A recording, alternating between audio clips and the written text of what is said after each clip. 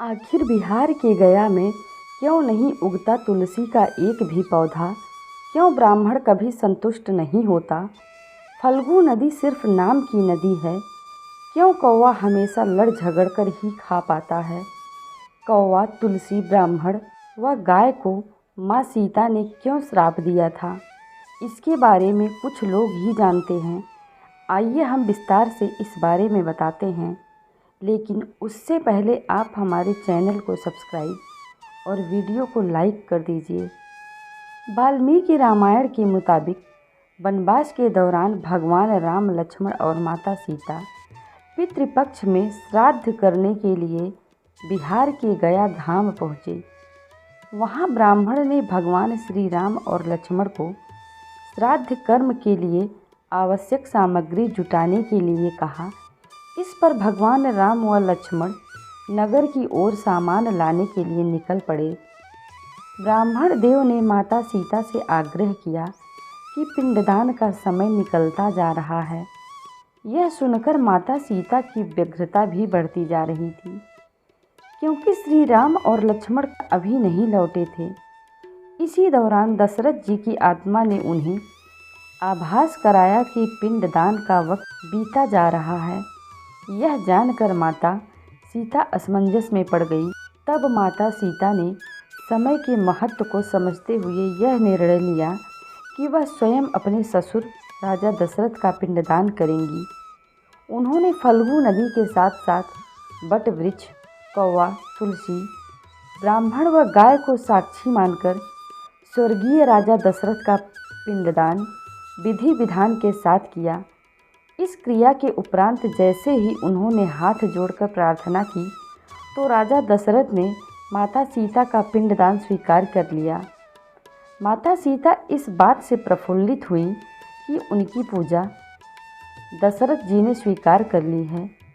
इसके बाद उनके मन में संशय भी हुआ कि प्रभु राम इस बात को नहीं मानेंगे, क्योंकि पिंडदान पुत्र के बिना नहीं हो सकता है।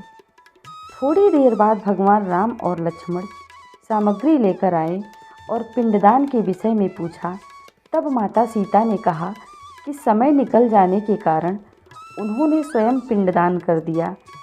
प्रभु राम को इस बात का विश्वास नहीं हो रहा था कि बिना पुत्र और बिना सामग्री के पिंडदान कैसे संपन्न और स्वीकार हो सकता है।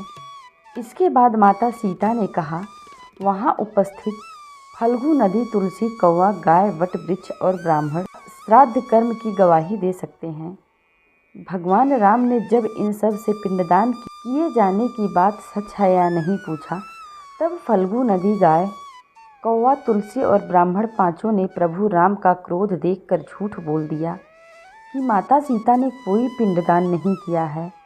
वट वृक्ष ने सत्य कहा कि माता सीता ने सबको साक्षी मानकर विधि पूर्वक राजा दशरथ को पिंडदान किया है।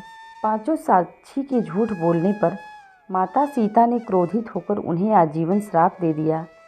फल्गु नदी को श्राप दिया कि वह सिर्फ नाम की नदी रहेगी, उसमें पानी नहीं रहेगा। इसी कारण फल्गु नदी आज भी गया में सूखी है।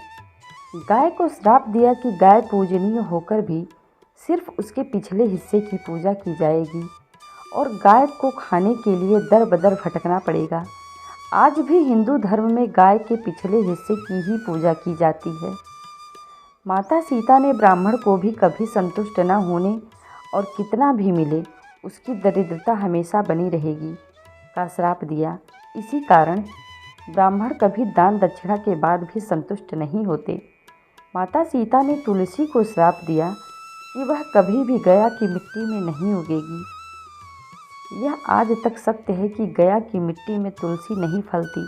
और कौवा को हमेशा लड़ झगड़ कर खाने का श्राप दिया था। कौवा आज भी खाना अकेले नहीं खाता।